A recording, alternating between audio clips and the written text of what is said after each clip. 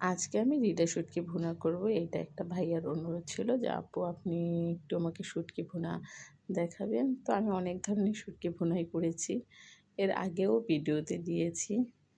তো আজকে রিডা শুটকি ভুনা করব। আর এটা আপনি চাইলে লুটকা শুটকি ভুনা করে খেতে পারেন, বা ফাইসা শুটকি, যেটা আপনার কাছে ভালো লাগে।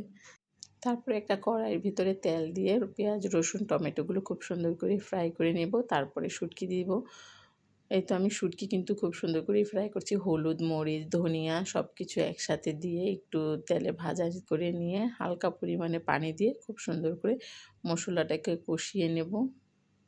এই তো আমি সব ধরনের মশলাগুলোই দিচ্ছি।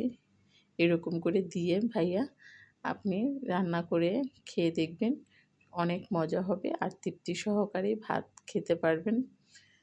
তো এই তো ফাইনালি আমার রান্নাটা হয়ে গেছে। তো আপনার জন্য এই রান্নাটা এভাবে ট্রাই করবেন। আপনি চাইলে লটকে শুটকি, এখন যেহেতু বিদেশে থাকেন, রিডা শুটকিটা তো দেশে থেকে আমি আনিয়েছি, আপনি চাইলে লটকে শুটকি লটকে শুটকিও ভুনা করতে পারেন। তো ভালো থাকবেন, সুস্থ থাকবেন। আল্লাহ হাফেজ।